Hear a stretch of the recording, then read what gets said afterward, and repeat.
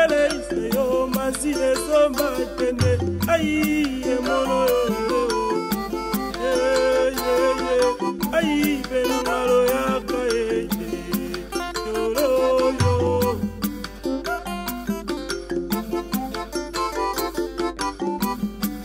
kanela balonga kawe utejakina kolokota kanela balonga kawe utejakina kolokota Chinekiso bato benza kombe ampamba Chinekiso bato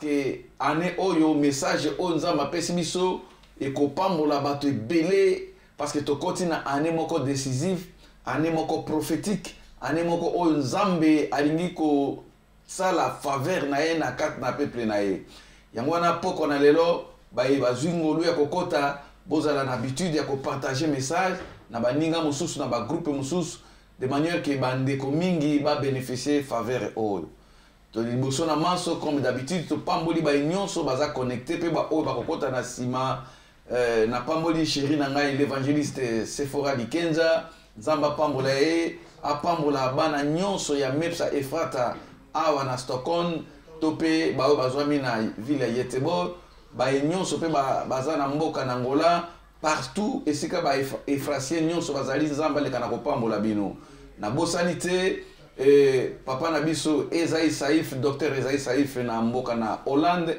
pe mama nabiso Musakoli Mete nzamba leka na kopambola bino nzamba pambola papa nabiso digital moment Patrick pe mama nabiso Pauline na kati ya bomoko na mboka mais poko na lelo tozingolu na machine tozana jeune homme nabiso elenge nabiso moi nabiso Jonathan Momo ye nde azali lelo na réalisation pour que bino nyonso boko ka kolanda biso dans les 4 coins du monde nzamba pambola moi nabiso Jonathan pe ba nyonso bazali connecté ba na poko na lelo tolingi ko continuer message na biso o nzambe a yebaki ko pesa biso na sima ya maloba na nzambe comme d'habitude tolobaka derrière chaque parole prophétique de l'Éternel il y a un esprit qui accompagne ba nyonso bakolanda message oyo na oreille moko prophétique bakomona que le Dieu que nous servons azan nzambe akosaka te pe bakozala richement abondamment béni yangwana tozali ko continuer toujours chaque mercredi topé chaque fois tokobanda kokutana na ba sous-thème oyo ekobanda ko ya ko développer grand thème na biso ya année mobimba sur la coquette par le fait. Mais les autres kota na sous-thème na biso mususu tokolobela le secret du succès na de la coquette, les secrets du succès de la coquette. Ba nyonso ba keneki na coquette secret ya succès na bango ezalaki nini?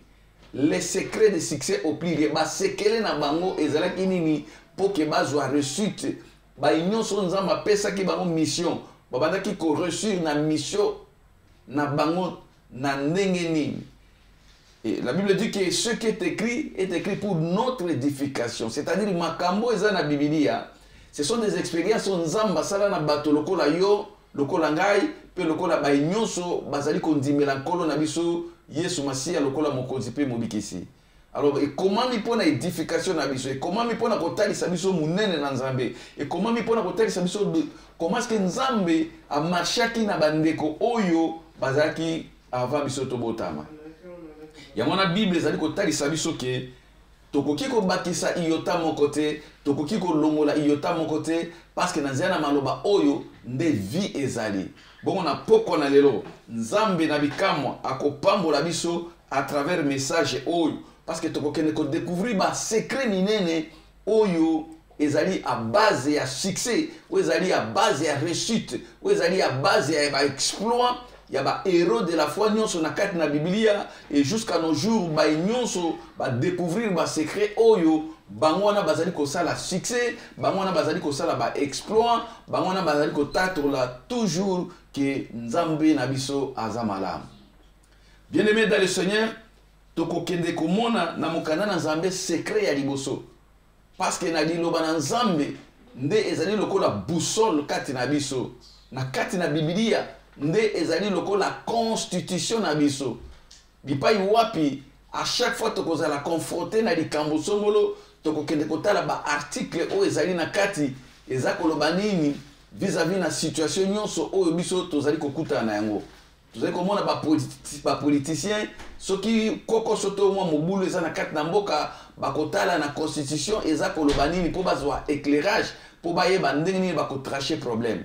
Et de la même manière, biso ba élu de Dieu, ba etoyami Christ comme Seigneur et Sauveur. S'il y a un problème dans ma vie na biso, s'il y a quelque chose au marché, alors que Nzamba tinde biso constitution, article la biso constitution o ezali lobanaye. C'est là où nous devons puiser, c'est là où nous devons consulter pour toyeba comment est-ce que nous devons sortir dans ba problème aux akotunisa biso. Et na kati ya lobana Nzambe et pesi biso secret ya liboso. Oyo ezali source ya bénédiction. Oyo ezali source ya élévation, oyo ezali source ya ba bienfait nyonso oyo moto akoki ko imaginer te na se na moi. Secret wana soko découvrir yango, soki okangami nango, soki o mettre yango en pratique bien aimé. Et l'autre côté ekoki kozala impossible devant Eli oyo nyonso ako découvrir secret oyo. Et l'autre côté ekoki kozala impossible devant mosali nyonso oyo akoki ko découvrir secret oyo. Secret liboso ezali nini? C'est l'obéissance à la parole de Dieu. Bien-aimé, obéissance na maloba na Nzambe, yango ezali secret munene ya réussite na kati ya vie chrétienne. L'obéissance ya maloba na Nzambe, parce que na sena moi tozana maloba ebele, tozana maloba ya bato, tozana maloba ya Satana, pe tozana maloba ya Nzambe. Bien-aimé, maloba ya bato elingi koloba entourage milliers nyonso oyo biso tozali ko vivre, tozali ko yoka maloba ya bato, tozali ko yoka ba conseil ya bato, tozali ko zwa ba orientation ya bato. Mais des fois komona ke maloba ya bato ememi biso na kati ya libulu, ememi biso na kati ya kufa, ba conseil ya bato ememi biso na kati ya perdition, ba conseil ya baninga ebebisi ba foyer, ba conseil ya ba famille et kabola même mabota, ba conseil ya bato même ya ba pasteur mosusu et kabola mabala. Yangwana esengeli kozala très attentif na ta oyo pe na mbulo oyo tokoti. Maloba nini oyo yo ozali ko tosa bien aimé. Maloba nini oyo yo ozali ko mettre en pratique. Ozali pe na maloba ya Satana. Yango yeka kokota na kati na mitema na bato. Sata kopeso maloba na kati na conscience na yo, na maloba na motema na yo, loba na yo makambo ezali contraire na volonté na Nzambe. Malheureusement okomona ke ba eli mususu bazali meme ya kokwesama a partir ya maloba oyo Satana azali kokotisa bango. Tokokota na développement okomona ke meme basakoli, meme bato na nguya, meme bato bazwaki epakolami na Nzambe, ba roi oyo baboya ki kotosa maloba na Nzambe au profit ya maloba ya Satana, ba perdaki na vie na bango. Et maloba oyo ya suka tope oyo biso tozali nango na poko na lelo ya motuya ezande maloba na Nzambe. Nzambe pe azali kolobela biso. Bien aimé, jusqu'à ce jour Nzambe oyo tozali kosalela azali toujours kolobela biso. Nzambe oyo tozali kosalela azali ko continuer koloba ndenge alobaki na tango na kala. yango wana tokokende komona secret ya liboso Bibiliya etalisi ke eza eloko mosusu te po to réussir na vie po tosala ba exploit po tomona bikamwa na Nzambe. Bien aimé, secret ezaka na maloba na Nzambe, c'est-à-dire l'obéissance à la parole de Dieu. Tokende komona église oyo nga na bengaka église ya liboso ezali Israël tango babimi na mboka na Égypte. Déjà à partir même na Égypte Nzambe abandaki kolobela bango, abandaki kolobela Moïse, et jusqu'à ce que tango babimi babandi kokende na mboka ya Elaka Nzambe abandi kosolola na bango. Yoka na mokanda na Deutéronome chapitre 28 na lingaka livre oyo mingi parce que yango ezali référence, ezali base même ya chrétienté mobimba. Bipai wapi tozali ko puiser force na biso, bipai wapi tozali ko puiser succès, tozali ko puiser connaissance. Ya ndenge nini tokoki ko vivre na se na moyo ezande na kati ya maloba na Nzambe. Bibiliya etalisi biso boye na Deutéronome chapitre 28 baye bazali ko koma partie à premier verset qui nous na 14e verset. Deutéronome chapitre 28 verset 1 jusqu'à 14e verset. Nzamba pambola ba eli nyonso oyo basungaka biso pona kokoma parce que message esungaka bembe bandeko mosusu oyo bazali kokota na sima de manière que bayeba bipai wapi to bandaki na introduction ya message na biso. Dans le Deutéronome chapitre 28 verset 1 jusqu'au verset 14. Je lis au nom de Jésus-Christ. La Bible dit ceci: si tu obéis à la voix de l'Éternel ton Dieu, en observant et en mettant en pratique tous ces commandements que je t'en prescris aujourd'hui, l'Éternel ton Dieu te donnera la supériorité sur toutes les nations de la terre. Verset 2. Voici toutes les bénédictions qui se répandront sur toi et qui seront ton partage lorsque tu obéiras à la voix de l'Éternel ton Dieu. Parole du Seigneur. Bien-aimé, yoka ndenge Nzamba zoloba. Nzamba Bibiliya etalisi biso boye. Si tu obéis à la voix de l'Éternel ton Dieu, en observant et en mettant en pratique tous ces commandements, ezali conditionné. Na sima nango kuna partie à verset 3 okomona ndenge nini Nzamba za na plan moko merveilleux pour na libota na ye. Okomona ndenge nini Nzamba za na ba plan ya bonheur pour na peuple na ye. Okomona vision ya Nzambe pour na vie na yo bien-aimé. Secret ya réussite ya vie na yo eli ezali awa partie à livre oyo. Il y a Deutéronome chapitre 28 à partir à verset 3 tina verset 14. Vie na biso ezali ko dépendre na ba écriture oyo na inspiration ya maloba oyo Nzamba azali ko loba a. Nzamba azali ko conditionner ba bénédiction na biso, succès na biso, élévation na biso, ba guérison, ba miracle, tout ce que nous voulons. Biloko nyonso moto akoki ko imaginer na sena mokili pe akoza nango besoin. Ezali résumé na kati na message prophétique ya liloba Nzambe oyo ezwami na mokanda Deutéronome chapitre 28.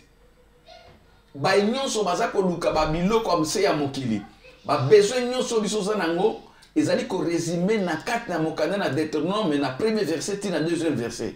Nzamba lobi que si tu obéis à la parole de l'Éternel ton Dieu, en observant et en mettant en pratique sa parole, c'est là où il y a un problème. C'est-à-dire que mbala mingi tant to yoka kamaloba ya bato mokili facilement to sale la kango okomona mutu ba pesi conseil na camarade na ye atali niveau ya relation bazana ngona mutu wana mbala moko atie maloba wana na misala lokola pinga lobi bo ifona sala ngo kaka bato mingi bazali ko bebisa mandenge na utai koloba na introduction à partir ba conseil ya baninga na bango ba mususu pe bazali ko bebisama à partir ya conseil même ya ba parents na bango. Papa oyo to mama oyo azana kati na fondement maloba na Nzambe te ba conseil akopesa mwana na ye ekoki ko bebisa avenir ya mwana mobimba ekoki ko bebisa ba projet to vie ya mwana na ye mobimba ba minga mingi o bazali pe na esprit ya jalousie bakoki ko pesa ba conseil oyo ekoki ko détruire vie na yo mobimba. Bato mingi o basimba échouer na vie na bango bakoki pe ko peso maloba ba conseil oyo bango moko ba yebi que ce qu'on mettre en pratique et ko détruire vie na yo. Mais yoka awa Nzamba zali koloba si tu obéis à la parole à la voix de l'Éternel ton Dieu et tu mets en pratique sa parole en observant et en mettant en pratique sa parole. Bien aimé, na sima ya makambo, il y a une parole prophétique. Oyo nzamba zali ko bomba. Parole prophétique et oyo. Ils allaient dépendre même de l'imposition des maîtres. Ils allaient dépendre même de la pasteur de mon côté. Ils allaient dépendre de la bayini na yo. Ils allaient dépendre de la voisin na yo. Ba voisin balinga te. Pasteur na yo alinga te. Bateau bazali entourage no balinga te. Si tu obéis à la voix de l'Éternel ton Dieu, il y a une puissance prophétique. Où ils allaient na kat na maloba oyo et ko déclencher ma bénédiction nyoso yo ko zala nango besoin. C'est-à-dire l'obéissance à la parole de Dieu. Ils ont besoin que Batoba ya imposer au maboko. Le miracle s'opère automatiquement. Tant moto, azali ko yoka maloba na Nzambe pe azali ko tia na pratique. Tant moto azali ko tosa mungu na Nzambe. Tant Eli azali ko vivre rien que na kat na obéissance ya maloba na Nzambe. Moto yo azali source de bénédiction. Nzambe azalaka toujours na kat ya maloba na ye. Et Bible dit que si tu obéis à la voix de l'Éternel ton Dieu, et tu observes, en observant et en mettant en pratique, et dit que le nzamba lobi no likambo, oyoki, osali yango non parce que bato balingi, mais osali yango parce que nzambe moto azali koloba. Vous savez, tout le monde des fois ba problème mususu, ba dilemme mususu ya vie, osomona kena sala nini, mais parole de Dieu ezolo ba note sala boy. Mais bato mokibaso ba note sa ko sala bongo te sala boy, sinon ba ko mono yuma. Mais nzamba zolo ba note yo sala boy. L'obéissance à la parole de Dieu, ce qui est dit que dominer, dit qu'on a maloba ya bato. Au boy ko sala likambo non pas parce que au lingi mais aux autres boy ko sala likambo mabe parce que nzambe azali ko interdire yo. Parce que nzamba pekisi likambo wana. Yo pe osali exactement likambo oyo nzamba lingi. Bible lobi sima ya obéissance oyo ko sala na maloba na pe ko mettre en pratique. Et qu'on déclenche un miracle, et qu'on déclenche élévation na yo, et qu'on déclenche bénédiction na vie na yo. Yamana bien aimé, Seigneur, on comprendre que secret ya liboso pour na ko réussir na vie, pour na ko sala ba exploit, ezali nango ndako banganga te, ezali nango ndako ya ba camarade te.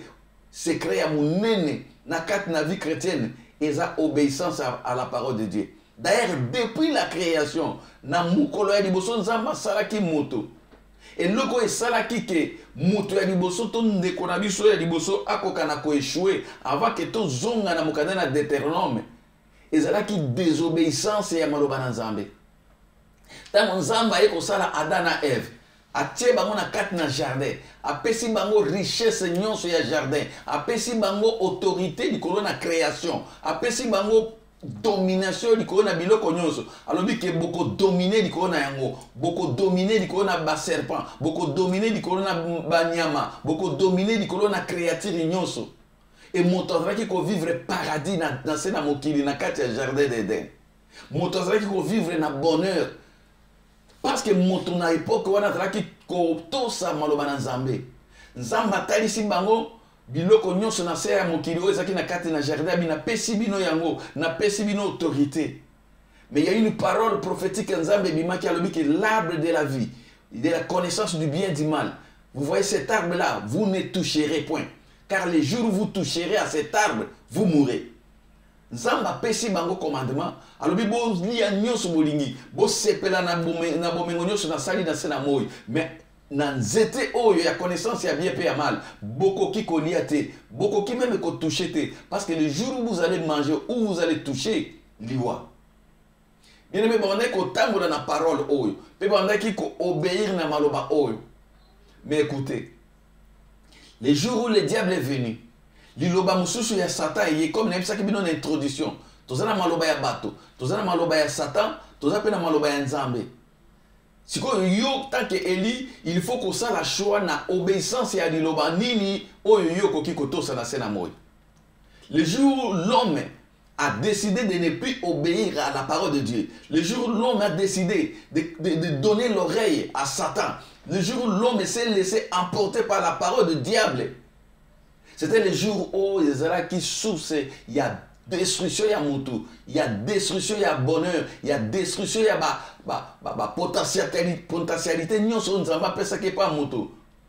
Et l'ongwaki yango moko parce qu'il y avait déjà une parole prophétique on zabalobaki le jour où tu vas désobéir à la parole biloko nyonso kolongwa natire koto so susute passe kokota et liloba nzambe wana etikalaki na puissance prophétique ezalaki suspendu à l'air et ezalaki kotambola jusqu'à le jour où bango bakomaki barebelle liboso na nzambe bakomaki barebelle contre maloba na nzambe.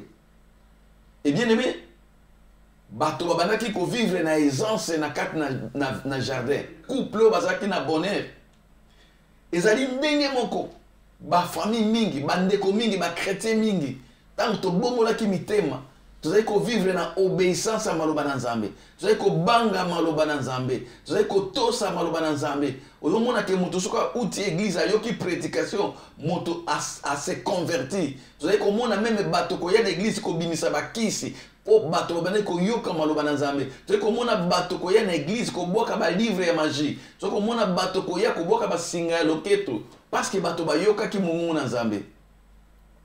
Mais après tant bakoti na kati ya jardin bato bazwi bénédiction ya nzambe bato bakomi komona ke bénédiction wana ezo suffire isusu te bato bapesi l'oreille epa satan yo ndenge nini oza koumela kaka boye tala baninga no ndenge bazotonga bandako tala baninga no ndenge bazobonga mama moko azali kuna surtout awa na Europe mundele moko azali kuna soki okei akopesi oka bapriere ezala oka bapriere ya pamba azaka mpe na bible na ndako na ye soki apesi yo bapriere wana sukoli yo apesi yo mwa bougie omona ndenge nini okoma na mbongo ebele moto abosani source ya bénédiction apesi litoyi epa satan.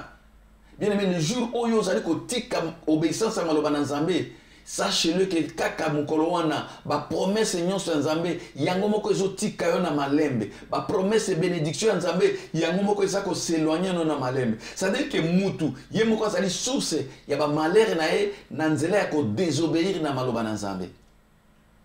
Bien aimé na mokanda na Genèse okoya ko remarquer que na livre ya Genèse chapitre 2 oyo tozali komona ndenge nini Adam na Ève bayebaki ko perdre bénédiction na bango. Genèse chapitre 2 le verset 15 Bible lobi boye l'Éternel Dieu prit l'homme et le plaça dans le jardin d'Éden pour le cultiver et pour le garder. L'Éternel Dieu donna cet ordre à l'homme: tu pourras manger de tous les arbres du jardin, mais tu ne mangeras pas de l'arbre de la connaissance du bien et du mal. Car les jours où tu en mangeras, tu mourras certainement. Voilà, tala nzambe na bolingo na ye, azali ko avertir mutu, azali ko pesa maloba. Abi okobonia na onyoso.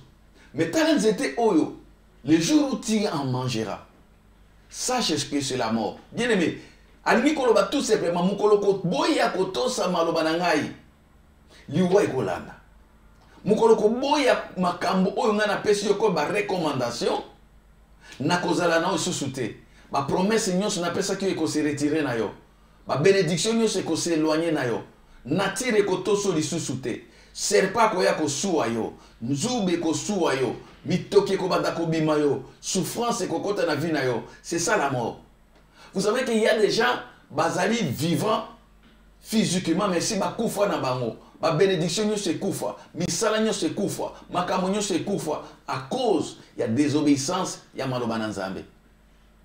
Et bien aimé, vous allez remarquer que mukolo bango ba ye kolia mbuma bakufa kite physiquement kufa ekotaki le même jour bakufa kite mais liwa déjà ezaki na kati na bango quoi que bazalaki vivant mais nature ezaki to sabango souté makambo nyo se koma qui dure. Tout le monde a Genèse chapitre 3, Genèse chapitre 3, verset 1 jusqu'au verset 6. Genèse chapitre 3, le verset 1 jusqu'au verset 6, j'ai dit au nom de Jésus. Le serpent était le plus rusé de tous les animaux des champs que l'Éternel Dieu avait fait. Il dit à la femme: Dieu a-t-il réellement dit, vous ne mangerez pas de tous les arbres du jardin? La femme répondit au serpent: nous mangerons des fruits de l'arbre du jardin, mais quant aux fruits de l'arbre qui est au milieu du jardin, Dieu a dit, vous n'en mangerez point et vous n'y toucherez point, de peur que vous ne mouriez. Voilà. Moi, c'est ça qu'on expliquait. maloba ya nzambe aza ko expliquer évangile na nzambe prédication na nzambe conseil na nzambe ezalaki déjà na kati ya motema na ye. Bien aimé, oyebi maloba na nzambe très bien. Oyebi malamu na mame. Oyebi ke soki na koti ndako ya nganga conséquence na ngo ezabo. Oyebi ke soki na yebi conséquence na ngo ezabo. Mutu nyonso aza chrétien aza mwana nzambe. Nous marchons avec la parole de Dieu. Nous avons la connaissance du bien et du mal. Mais vous allez comprendre que mutu ako décider a boyi kotosa maloba na nzambe po aboyoki offre ya diable. Si on continue dans ce qu'on a, alors le serpent dit à la femme, vous ne mourrez point. Mais Dieu dit, mais Dieu sait que le jour où vous en mangerez, vos yeux s'ouvriront et que vous serez comme Dieu, connaissant les biens et les mal. La femme vit que l'arbre était bon à manger et agréable à la vie et qu'il était précieux pour ouvrir l'intelligence. Il le prit de son fruit et en mangeant et donna aussi à son mari qui était auprès d'elle et ils en mangea. Bien aimé, offre ya diable yaka toujours kitoko. Ezalaka toujours agréable na kotala na miso. Masolo na Satan ezalaka toujours agréable na litoi. Ba conseil ya Satan ezalaka facilité pour na ko résister. Maloba ya bato mokili ezalaka facilité pour na ko résister. Pourquoi? Parce que yango ezali na ruse. Balobi que le serpent était l'animal le plus rusé. C'est-à-dire attaquer na mayele mabe koleka mayele nyonso ya mabe na mokili. Maloba oyo yeka kolongola biso na désobéissance et ça les maka toujours na ruse. Ruse ce sont des moyens malhonnêtes oyo mutu akoki ko utiliser pour ko atteindre ba objectif na ye. Ba moyen moko ya mensonge, ba moyen moko ya lokuta, ba moyen moko non approprié ou ezali légalité. Moutazali ko utiliser yango mayele ya mabe po akoma un objectif na ye. Et l'objectif de l'ennemi Satan ezalaki bonheur nyonso, éternité onzamba pesa ki Adana Eve elongwa. Bien aimé Satan tama koya na vie na yo, akoya na ba rise, ako utiliser ba camarade, ako utiliser ba proche, ako utiliser bato de manière que ba boto la yo oyo yo zanango parce que ba moni ma bénédiction zamba pesi yo. Nous devons savoir faire attention ko résister na ba offre oyo au moni ke euti na nzambete. Bien aimé, mukolo baye ko mona mumawana ba moni pe keza kitoko ba lé et ba désobéir. C'était le jour de leur mort. Kufa kotaki natire boy kokoto sabango, natire sanzi bango pe ba komi bango mi balé musika na nzambe. Donc et l'autre toujours ba obéissance à la parole de Dieu. Yango ndezali secret munene. Mais désobéissance et makakufa. Si vous avez un Deutéronome 28, si nous obéissons à la parole de l'Éternel, mais ma conséquence c'est qu'il y a obéissance des animaux. Alors, dans verset 3, Deutéronome 28, 3, tu seras béni dans la ville et tu seras béni dans les champs. Les fruits de tes entrailles et les fruits de ton sol, les fruits de ton troupeau, les portées de ton gros et de ton menu bétail, toutes ces choses seront bénies. Ta corbeille et ta huche seront bénies. Tu seras béni à ton arrivée et tu seras béni à ton départ. Okoya komona ba série ya ba bénédiction.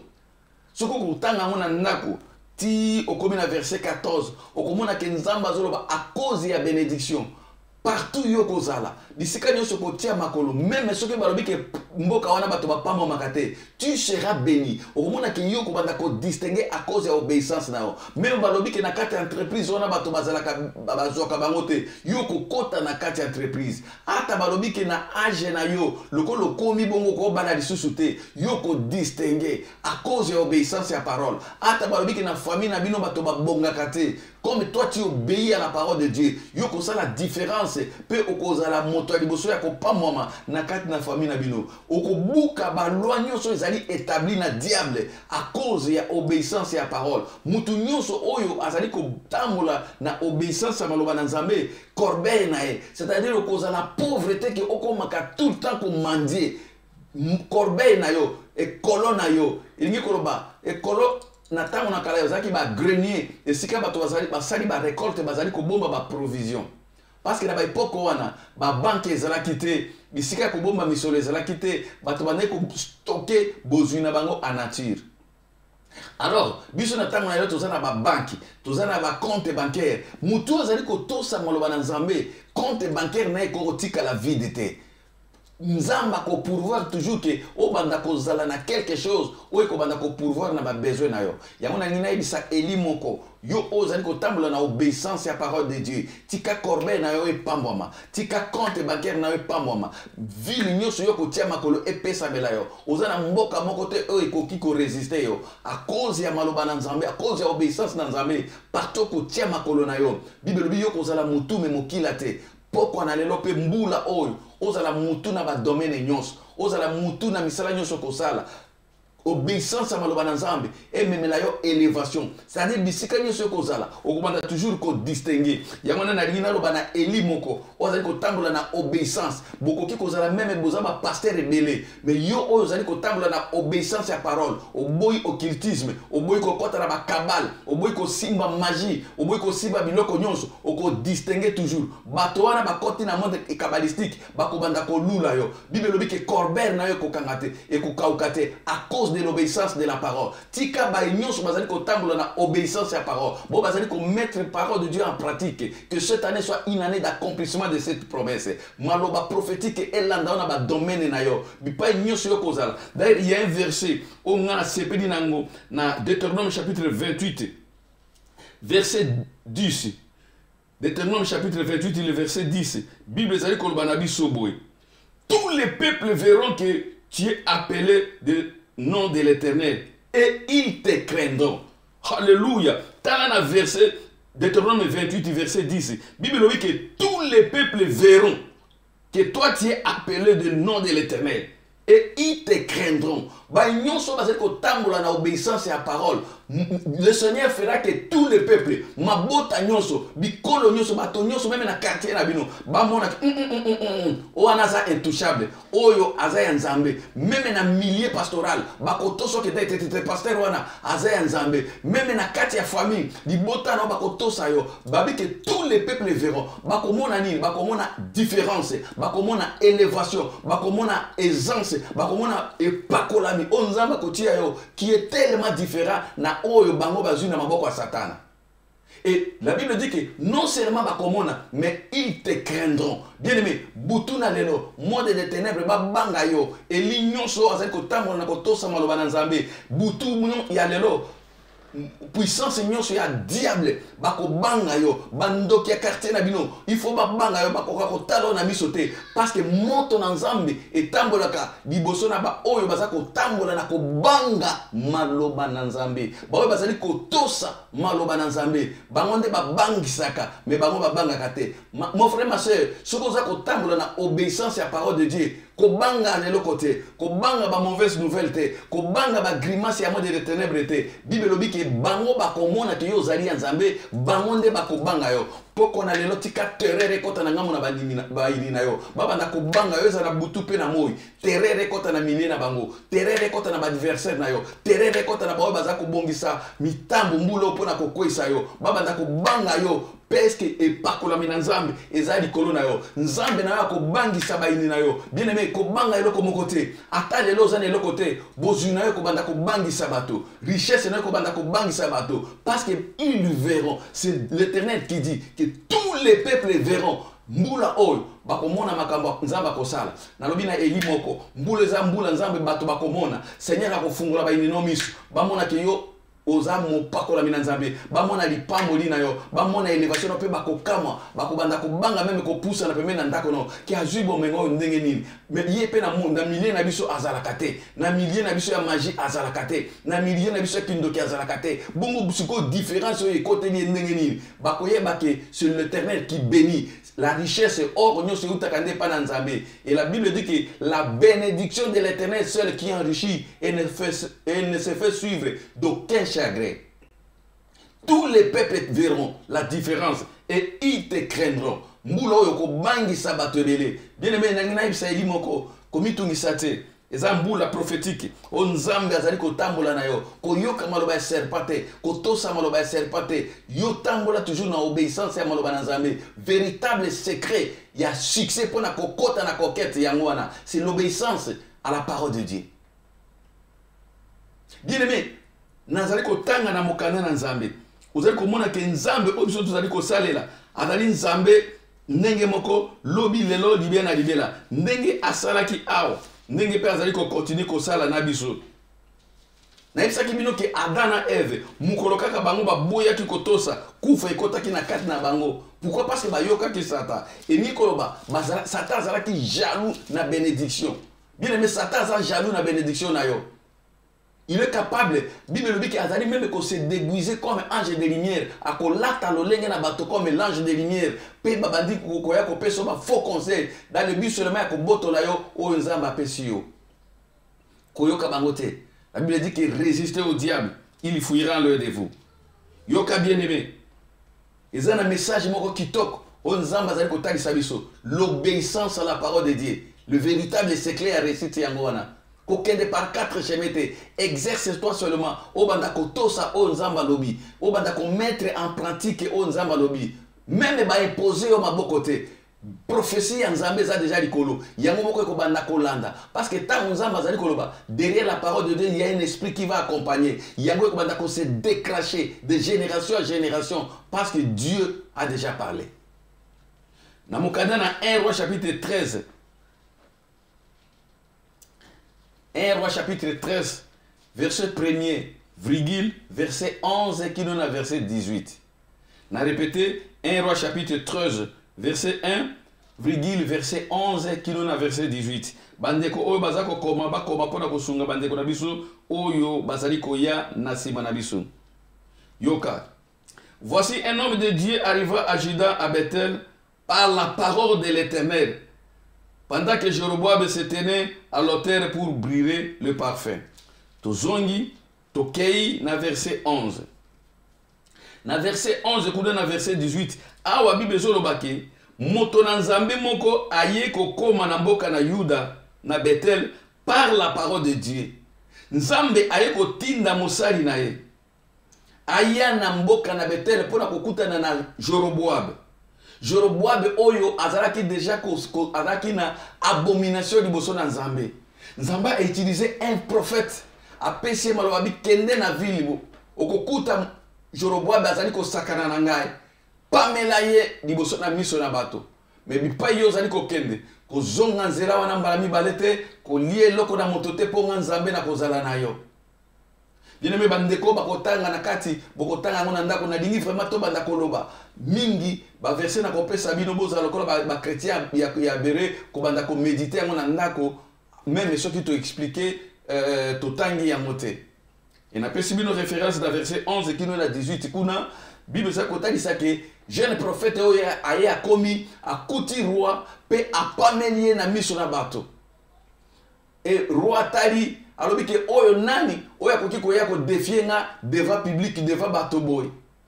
Vous savez que c'est la facilité bato na Nzambe tango Nzamba pesi yo ainsi dit l'Éternel pour que peuple ba koka kondimango. Ezala ba konzi na mokili kino lelo cet esprit ezali ko continuer tango motazolo ba ke Nzamba pesi nga référence apesi nga vision okoyoka bato ndenge ba ko insulter moto Nzambe baza ko insulter ba sakoli baza ko insulter ba prophète.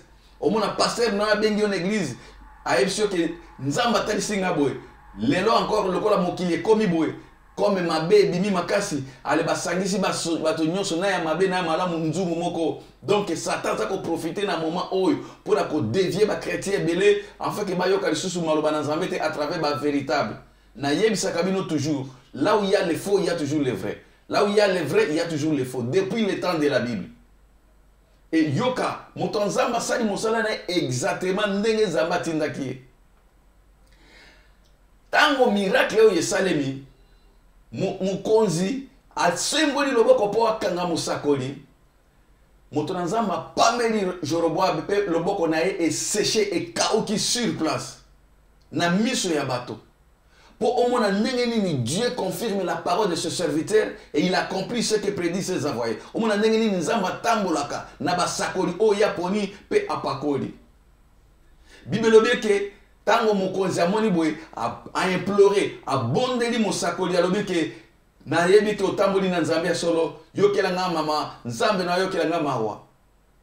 Humilité na ye moto na Nzambe a pondeli pona lisusu pe loboko ezongi miso na bato nyonso emoni makambo oyo. Bible dit que le jeune prophète a bandé kozonga conformément na maloba ya nzambe ndenge apesaki jusque là succès etikali na kati na mboka. Bien aimé tozala okomona ke mutu tango ozali kotambola na maloba na nzambe okotambola de succès en succès, de progrès en progrès, bikamwe ekobanda kosalema yango moko oyo nzambe akosala na vie na yo mususu meme oyo nzambe alobi te, mais yo soko déclarer yango na monoko na attaque l'homme qui craint Dieu, l'homme qui obéit à la parole de Dieu. Dieu va confirmer cela parce qu'il y a une puissance prophétique. Maloba nyonso ko banda ko déclarer ozala pasteur était, mais ce oza un chrétien nouveau né o yambi Christ na bomo ina comme Seigneur et Sauveur pe ozali ko tambola na obéissance ya maloba na nzambe, ozala besoin te ozala kaka apôtre, ozala besoin te ozala kaka prophète, maloba na ona monoko ko koma maloba nzambe. Pourquoi? Parce que ozali ko tambola na crainte ya maloba nzambe. Okobanda ko déclarer maloba na ndako na yo, dikolo na bana na yo, dikolo na famille na yo pe makamone ko banda ko kisaba. Bible dit que jeune prophète succès ya kosakana te, mais yoka tango azoki makanisi ya malamu ya kotosa maloba na nzambe problème mabe ezalaki te, abandi kozonga conformément à la parole de Dieu, azali ko mettre en pratique maloba ba orientation na nzambe, succès za kotambola na ye. Mais bien aimé, Bible dit que tango kaka apusani akomi boye, il y avait un vieux prophète na ville wana oyo atosaka su maloba na nzambe te, oyo akipakali su maloba na nzambe te, alandi jeune prophète. Bien aimé, ba vieux prophète bazana vie na yo ebele ezaka ba sakolité. Ba vieux prophètes ce sont déjà qu'ils ont déjà échoué na vie na bango, mais bazo mona yo zali ko exceller, bakoya po ba détruire vie na yo, bakoya po ba détruire couple na yo, bakoya po ba détruire ba projet na yo, bakoya po ba détruire bana na yo. Ce sont des vieux prophètes oyo ba moni ke bana bango pe ba si ba baby. Oya moni déjà que yaza ka sur na espérance eloko moko te, akomemona ndako banganga, akomemona bisala sala pour que yo po okokana na ye. Po nzambe a rejeté yo. Et je n'ai pas komi na zela moni vieux prophète a komi na akutani na ye. Alobi na ye. Na yo ki bikamo na yo ki makambo nzamba sali, abadi na ko voiter. Vous savez quand le diable veut détruire une personne, un élu, akoya na flatterie babenga ngo ruse. Abandi ko flatte yo ya mokolo akopeso bakomone na Kinshasa na yo ka so bali moto alinga senga mbongo e pa na moto uti poto kuna yo mikiliste yo leki bango yo moto simbi poto mobimba yo moto soki bakomoni bakopesa yo tango yo ki baza ko flatte yo menzoka na sima flatterie wana mbeli ezali e bende ezali ba ko bamba na moto. Jeune prophète ayoki ba éloge bazali ko sala ye ba offre ba bande ko kumise ba kombo ba pesi yondo leki bango musakoli moko te akokani na yo ale mutu evimbi abi ngape na prophète lokola toke na ndako olia abi menzamba lobaki na ngabongo te côté mususu conscience ezozonga mais côté mususu diable azako ya kaka po akoma na objectif na ye na ruse. Il y a des fois comme on a que la vie n'a pas résister na ba makamsusu nous avons la force du mal les akoya, force du mal les akoya. Il faut bonder, il faut kota na mabondeli. Il faut lukaba vrai se éviter ma bonde la ponatina na yo. Mais il a se laisser emporter. Na maloba vieux prophète. Bien aimé Bible que tango kaka tosi a commis na ndako wana allié. L'accusateur a liboso ezala kaka moto ya dévier qui.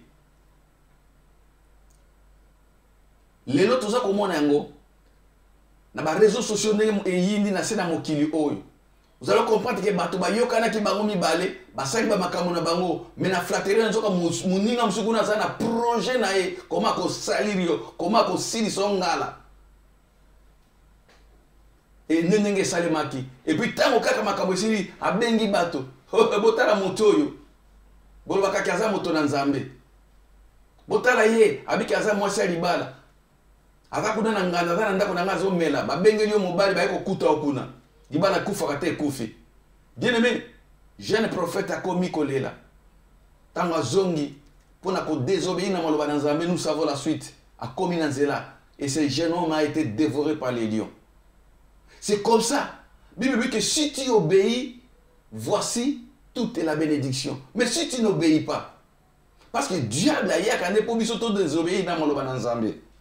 Voilà pourquoi na poko na lelo nzamba a besoin que oye ba secret oyo ya liboso ke ezaka ka désobéissance bato nzambe minene lokola Moïse auti na Égypte amoni ba miracle asali ba exploit tant Moïse azalaki na Égypte avec ko sala ba exploit en Égypte azokomisa mai mobimba ya Egypte makila a frappé ba Égyptien na ba moya ndenge nyonso oyo yebi jusque là parce qu'azaki kotambola na obéissance à maloba na Nzambe aya kaboli mer rouge na mibale bien aimé bakatisi pe bakomi na ngamu akomi na désert abondeli mana ekiti biloko misuni o elambama na lola ekiti bale batondi abondeli mbisi ekiti na likolo Moïse asala bikamwa oyo mutute bibili lobi ke mutute na sena moya ko sala bikamwa wana Moïse a même privilège ya komona Nzambe ya koyoka Nzambe mungongo na Nzambe lokola muto aza ko na camarade. Mais écoutez bien aimé, tant ba ko koma na mare ya Meriba Israël babandi ko lela mai Nzambe epse beta libanga mai bima Moïse asiliki aboy ko sala ndenge Nzambe alobi abeti mbala mibale Nzambe alobi nini abi Moïse yaka yo boy ko tosa maloba na ngai yaka atalisi ko la bitala kuna wana mboka na kana okokota te à cause ya désobéissance Moïse akota te kaka pona mukolo oyo ye aboya kotosa Nzambe soko tangi na mokanda na Deutéronome chapitre 32 le verset 48 à 52 Deutéronome chapitre 32 verset 48 à 52 okomona ndenge nini Nzambe azoloba na Moïse ke makambo yo sala na Meriba na bosani yango te désobéissance na bosani yango te bien aimé so to tambola ki na désobéissance mbule lekaki mbulo to bongisano ki avant ke mabeya so to tambola ki na kuboya koyoka maloba na Nzambe so maloba na Nzambe koma ki lokola ennemi na biso soki bato Nzambe bandi ko koma lokola ba ennemi na yo bondela Nzambe gu ya parole eya kotika kosambela te à cause ya échec ya baninga kotika kosambela te à cause ya shite ya bato mususu kotika kosambela te parce que yo continue kotosa maloba na Nzambe parce que derrière l'obéissance à la parole Nzambe akopambola yo Nzambe akovisiter ndako na yo Nzambe akosala ba choses surnaturelles bien aimé. Bien sûr, au mérite déjà na 4 évangile bambula na bambula. Moïse peut umela ki na Nzambe. Moïse asali kutu ba makambo oyo ko kwa ko sala te. Mais le jour où Moïse asilika ki aboy ko sala exactement Nzambe alobi. Sentence kitaki okomona kanate. Bien aimé, imaginez moto lokola Moïse. Et il y a lolo Nzambe azali ko yebisa biso ko le quand même ndenge ayebisa ki Moïse. Nzambe aza koloba na biso na nzela ba prophète, azoloba na biso na nzela ba sakoli. Ndenge oza ko yoka ngana butu na lelo. C'est la bouche de l'Éternel qui parle. Nzambe motaza koloba na yo parce que alingi ke mbula oyo yo continue ko tamwa na obéissance à maloba na Nzambe pe opamboma et pas na Nzambe. Bien aimé, Bible côté ça biso que Dieu parle tantôt d'une manière et tantôt d'une autre. Mais on y prend point garde. Bato mingi basolo ba ngana yoka ki bongo Nzambe te Moïse bandai ko yoka. Mais na butu na lelo Nzambe zo ebisa yo. Continuer na obéissance à maloba na Nzambe. Dieu peut te parler na ba songe. Dieu peut te parler na ba circonstances mosusu. Dieu peut te parler même dans la prophétie. Dieu peut te parler dans les ange. Oui, Dieu parle à travers des anges. Tous les anges célestes, tous les anges terrestres. Tous les anges terrestres, envoyés de Dieu, messagers de Dieu. Ce sont des anges terrestres. Mais il y a aussi des véritables anges célestes. La Bible dit que l'ange de l'Éternel campe autour de ceux qui les craignent. C'est-à-dire, même si tu as bon, bazali ko tambola na maloba na Nzambe soko totala ngona Psaume chapitre 34 verset 8. L'ange de l'Éternel campe autour de pour les arracher du danger. C'est-à-dire que nous avons aussi des anges au batambola na biso. Batambola na bato bazako tambola na obéissance à parole. So ba moni danger ba longo yo pembeni na ngo. Oko zala pe ozo sala accident mais l'ange de l'Éternel on mona bato ba kufi mais yo bimi. Ange na Nzambe ko bundela yo. Ange na Nzambe asolola ke na moto. Boyebi histoire ya Balak et Balam. Bible lobi na mukana na Nombre chapitre 22. Nombre chapitre 22, le verset 33 qui nous a 35. Nombre chapitre 22, le verset 33 qui nous a 35. Bokotang na ngona bandako. Nombre chapitre 22, le verset 33 qui nous a 35. Balak abengi Balam, abengi musako lebi ki yaka ko lakelanga bato o bazali ao. Po bakene ko lakela Israël. Balam aye akomi na nzela abi mendenge nini ngana kende ko lakela bato Nzamba lakeli mabete bien mais faites attention ko bundisa moto Nzamba zana ye faites attention ko lakela moto Nzamba pamboli faites attention ko bundisa moto atosa kamalo bana Nzambe moto zana c'est la promesse prophétique ya Nzambe oyebite nini Nzamba ko sala yo Bible lobi Balaam akei abandi ko kende po akende ko lakela Israël tango akomi na nzela amona kaka bo cheval aza ko boya ko kende abandi ko beta cheval. Soko tali bien na verset 28 wana komona punda kuto alobi. Abi papa, ozo beta nga na sali onini. Totambola kana mikolo nyonso bisika nyonso lingaka na mema makambo nga nazomona est-ce que yo zomona ngo? Bien aimé, mutu oyo aza kotambola na Nzambe, ange ya Nzambe azalaka na ye. Alobi nikambo nini? Nzambe asali ye grâce amona makambo punda za komona. Miso efungwami. Atala na liboso boy, un ange de l'Éternel avec le épée nu. Tango amoni ange abi oza na chance. Soko poussa na kili susu na ngana boma yo. Heureusement punda na mona kingai. Ange abandi koloba na moto aza na bomoyo. Bien aimé, ezana ba moment oyo esengeli omona ke Nzambe azali ko pekiso likambo il faut ko yokango. Peut-être miso na zo mona te, mais soko mona ngo sala likambo ozo mona ke na kati na vous sentez que Dieu te parle. Il ne faut pas forcer. C'est Dieu, c'est l'ange de l'Éternel, un messager. Ava ko pekiso ko sala mabe. Soko continuer, ya mona bato mingi bakuta na ba makama parce que azali ko persister pour asala kaka mabe onzamba zo pekisa. Et mukolo wana ange ya solo laki na ndeko oyo. Donc tolingi koloba ke l'obéissance eza likambo secret ya liboso bien aimé. Obéissance eza secret ya liboso oyo sengeli ke mutu ayeba na kozala nango obéissance ya maloba na Nzambe po ke mutu akoka komona nkembo na Nzambe. Tokotala na mokana na 1 Samuel chapitre 15. Alléluia. Nzamba pambola eli moko na poko na lelo. Nzamba pambola ba nyonso batosaka maloba na Nzambe. 1 Samuel chapitre 15. Tobadi na verset 11 virgule tobadi sauter 22 kino na 23. 1 Samuel chapitre 15 verset 11 virgule verset 22 à 23. Yoka. Nzamba za koloba boy. Je n'aimerais pas d'avoir établi Saoul pour roi, car il s'est détourné de moi et il n'observe point mes paroles. Samuel fut irrité et il cria à l'Éternel toute la nuit. Mukolo Saoul aboyaki kotosa mongongo na Nzambe. Nzambe alobi que je n'aimerais pas d'avoir établi Saoul comme roi. Oyebi bato boni Nzambe aza ko regretter pourquoi apambolaki. Oyebi bato boni Nzambe aza ko regretter pourquoi apesaki libala. Oyebi bato boni Nzambe azo regretter pourquoi tindi na poto awa. Alors que na bana na ebele na Afrique bazo souffrir fallait ba na poto ba bénéficier na richesse oyo eza awa. Mais komona ke bato awuti na Afrique aye na poto akomi awa. Tala makambo azo sala. Ba ini na ya liboso nde bato na Nzambe. Ennemi na ya liboso nde église. Makambo za ko sala na ba couple, nenga za ko panza ba couple, nenga za ko panza azo ko bebisa bana na bato na sorcellerie. Nzamba zo tala bato muso abi j'aimerais pas na bénédiction na pesa ki moto. Bien aimé ke banzamba comme na niveau ya ko regretter ke apambola ki opona nini. Ke banzamba comme na niveau ya ko regretter a pesa ki o mobali wana pona nini. Ke banzamba comme na niveau ya ko regretter a pesa ki o mwasi wana pona nini. Nzamba za ko regretter na comportement ya bato mususu o ba boy kotosa maloba na Nzambe. Nzamba yebisi Saoul kende bunda même mboka mobimba na interdiction, dévouer mboka na interdiction, pe ngana pesi yo bokonzi liko na mboka wana. Saoul akei alongi bitumba, akomi kuna, akumbi bangombe wa mona kia mafuta, aye nango abandi ko ya kobomba. Nzamba bengi mosakoli ya lobi parce que na epsa ki bino na message na biso eleki que l'Éternel le Seigneur ne fait rien sans avoir révélé son secret à ses serviteurs les prophètes. Nzamba kosele le côté soki na talisi ba sakolité ba stinda mina ye même na église na yo bien aimé soki Nzamba linga pambola ko révéler ba ton Nzambe soki pe Nzamba lingi ko frapper a ko révéler ba ton Nzambe nazolo ba bato na Nzambe c'est-à-dire ba bato tambola na obéissance à ba Nzambe.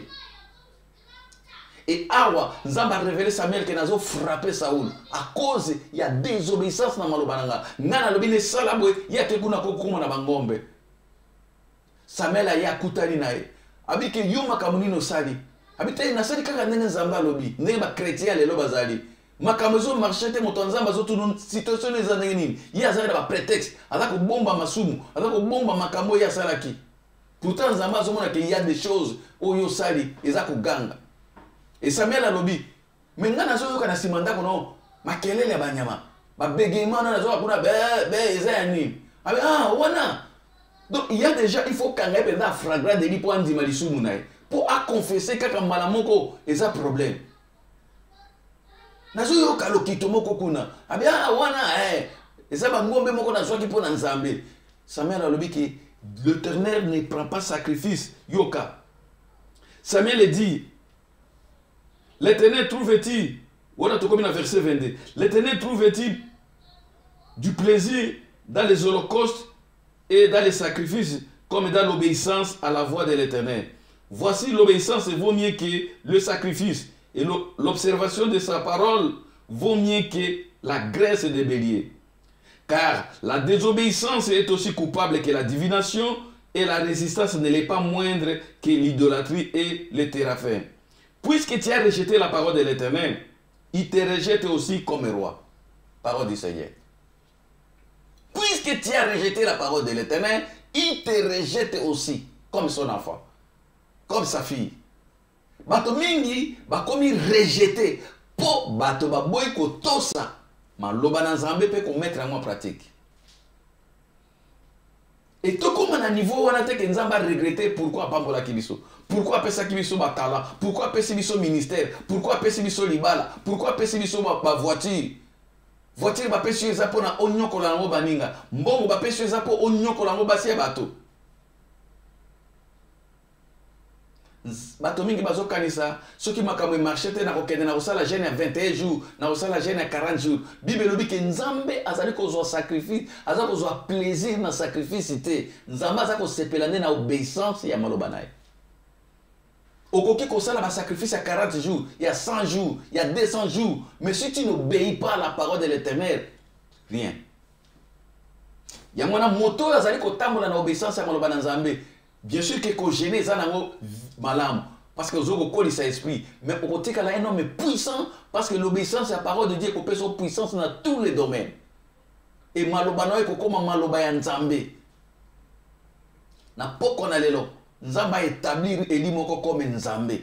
Ba nyonso baza ko tambo na maloba na nzambe. Bien aimé kozila teke ba makambo e koma passe bongo luka siko na ba jeûne, o luka na ba sacrifice, o luka pa passer okende soki na 40 jours, okende ba ya Afrique kuna soki mangengenge, o ba ya Angola okende soki na île. Non, moment yango ya kotosa maloba na nzambe poza la puissant. Ba nyonso baza na obéissance, ce sont des hommes puissants na maloba na bango. Soka lobi makambo esalemi. Soka gêner atako gêner pour esprit na ekola. Mais quand je n'étais que pour changer les cambos, ma cambo ko changer ce qui te tosse comme le bananzambe et ko changer yango moko situation ndako ko changer vie sociale ko changer parce que l'obéissance à la parole de Dieu dans Deutéronome 28 et l'obéi que voici toutes les bénédictions et pour accompagner, c'est-à-dire au chaque jour tout ça ko tosse le bananzambe la bénédiction de Dieu nous accompagne dans tous les domaines et c'est automatique. Pourquoi on a les bénédictions et landa elimoko, pourquoi on a les élévation et landa yo, autorité dans nzambe landa yo. Dans le nom puissant de Jésus. Bien-aimé, tokende kosukisa na mokana na psaume de David. Alléluia. Nzambe na biso azan nzambe na bikavu. Apambola elimoko na poko na lelo. Apambola ba nyonso ba yoki message oyo. Tokende kotala na mokana na nzembo na David. Psaume de David. Soki za na elimoko aza kotosa maloba na nzambe abeta tolo. Ke yaza molongi pona mbula oyo. Soki za na elimoko maloba na nzambe za akomisa ngo lokola bile ya kolia apambo na poko na lelo. Psaume chapitre 1 verset 1 à 3. Psaume chapitre 1 verset 1 à 3. J'ai lu au nom de Jésus. Yokane Bible elobi. Et l'homme qui ne marche pas selon les conseils des méchants, qui ne s'arrête pas sur la voie des pécheurs, qui ne s'assied pas accompagné de mon cœur, mais qui trouve son plaisir dans la loi de l'Éternel et qui la médite jour et nuit. Il est comme un arbre planté près d'un courant d'eau qui donne son fruit à sa saison et de feuillage ne se flétrit point. Tout ce qu'il fait lui réussit. Tout ce qu'il fait lui réussit. Parole du Seigneur. Alléluia. Bien-aimé, esengo na mokristu esengo na eli nyonso azali kotambola te selon maloba ya satan, selon maloba ya bato, selon maloba ya bakamarade, selon maloba ya batradition ya bakutime, selon maloba ya banganga. Esengo na moto oyo azwi plaisir, azwi esengo na ye atosa nde maloba na nzambe. Soko oza parmi bato oyo o bazwi plaisir na koyokaka maloba na nzambe chaque pokwa mercredi, vendredi, yo zali wana pona kolanda émission Le Temps d'Isali. Oza wana pona kolanda émission Jésus-Christ notre médecin. Yo sepela kaka kolanda maloba na nzambe. Pa mwama parce que oza moto na esengo. Bible lobi oza lokola nzete o elonami pembeni na mai. Ata elanga ye, ata hiver ye ekaukaka te. Eloko sepeli singa ke moto oyo tout ce qu'il fait lui récite. Tika ane oyo. Tout ce que tu dois faire et même on a récite. Tika makambu nyonso yo kosima na maboko na yo e pa mwama ba projet nyonso e pa mwama tout kobanga kosala eloko te parce que ko reçu ezala likamango nanu moto abanda te yo banda yango moto ya liboso tu verras que la réussite va t'accompagner ezala makambo bato mususu nanu ba yokango te mais yo zui vision wana ya grande ngenge tolobaki na liboso yebaki vision no nzamba ko kisa yango parce que nzamba lobi esengo na yo moto ozali kotambola na koyoka maloba na nzambe parce que tout ce que tu vas faire tu vas réussir. Nzambe na bikamo apambola yo mutu nyonso eli nyonso ozali kotambola azwi plaisir na ye sima ya koyoka maloba oyo ya koti lisusu na kati na ndako na ye abandi kotanga Biblia abandi kobondela parce que nyonso yo kosala eko réussir. Nzambe na poko na lelo apambola eli moko parce que tout ce que tu feras eko réussir. Ba projet na yo e réussir, misala na yo e réussir, misala na yabana na yo e réussir. Poko na lelo nzamba ningi ko elever eli moko. Lelo to moni secret ya liboso parmi ba secret belé oyo ezali ko sala ke biso to réussir na mbula oyo to réussir na ba vie na biso banda lelo to zwa yango lokola eloko ya liboso obéissance à maloba na nzambe pe ko mettre yango na pratique yango na poko na lelo na sambela po na eli moko ba nyonso bazwaki bolle bazwaki dégoût na maloba na nzambe ba nyonso ba boya ki koyoka maloba na nzambe ba nyonso ba lemba ki koyoka bato na nzambe lelo nzamba tia gu wana ya parole na kati na motema na yo ozonga lisusu na posa ya koyoka ka nzambe à travers ba sakoli à travers ba prophète batikali à travers méditation ya parole ya lilobane na ndako na yo ozali ko bondela parce que yebi ke na sima na yango ba imposer yo maboko toté parole prophétique ya bisakoli ya nzambe et ko accompagner yo dans tout ce que tu vas entreprendre bikamo nzambe kolanda yo na poko na lelo na ninge ke nzambe asala différence entre bao bazako tosa pe bao bazako tosa maloba na nzambe te bisika ozwami situation nini o satana yaki kotia kati na yo po oboya kotosa maloba na nzambe boka yango na poko na lelo loba kolo dangai tia na gu ya koyoka maloba na yo pe ya kotia yango na misala poke bisakoli nyonso ekomami na Deutéronome 28 yango ezala partage na ngai to sambeli na kombo na Yesu Masia. Tendre Père, les grands dieux de la Bible na tiki peuple non na sena loboko na yo tu es derrière ta parole pour l'accomplir, ô notre Dieu. Tika ete o sala différence mbula oy maloba na yo kokisama na vie ya bana na yo ba bika différence ba bika élévation ba bika domination ba bika bikamo surnaturel bo bazaki malade Seigneur maloba oyo guérir bango bo bazalaki attaché na ba lien ya ba démon bazala libérer ba nyonso bazalaki attristé ko o consoler bango mbula oyo nzambe tobi komona différence entre bo ba kotosa maloba na yo pe bo ba boy kotosa maloba na yo tika nyonso to sengi na to sengi te o kokisa ngo pona peuple na yo dans le puissant nom de Jésus-Christ qui est notre véritable Dieu de tolobi. Amen. Nzambe na bikamo apambola bino apambola ba elinyo so bisika bozwami soki nkolo yete mbana sima to ko continuer na secret ya mibale parce que to ko banda ko continuer total ba secret to ko lobela si des secrets ya réussite pour na coquette. Donc lelo to moni secret ya liboso ezali l'obéissance à la parole de Dieu. Soki yeso yete mbana sima to ko kota na secret ya mibale e ko sunga biso pour que mbula oyo to simba pe Bible lobi ki bato nyonso bamona ke toze ya nzambe pe babanga biso na yebi ke mbula oyo bakobanga yo ba démon bakobanga yo bato ya mokili bakobanga yo parce que yoza kotambola na obéissance ya parole nzambe na biso akosaka te pamboma bisika bozwami na pamboli mwana biso lelo Jonathan Momo yende lelo aza na réalisation aza na kati ya machine tika nzamba pambola o genome parce que na elenge na yo okoki ko tenir lelo poke mokili mobimba bamona yo nzamba pambola o Jonathan nzamba pambola papa na biso Momo pe mama na biso Pauline nzamba lekana ko pambola chérie na ngai bien sûr l'évangéliste Sephora Likenza pe akanisela basakoli nyonso bazaka toujours ko sunga biso na mabondeli na bosanité couple docteur Ezaï Saïf na mboka na Hollande pe mama na ngai motema mosakoli mete nzamba pambola yo apambola basakoli nyonso apambola bana nzambe apambola libota na ye ba efrasien nyonso ya Stockholm ya Göteborg ya Buden bo baza bipai na Angola tika nzamba pambola bino soki totangi komona yo te elingi koloba ke nzambe ayebi yo ozali parmi bato nzambe azali kopambola na les secrets soki yesu aye te tokutani prochainement butu na lelo ya lipamboli nzambe aleka na kopambola bino dans le nom de Jésus. Ciao.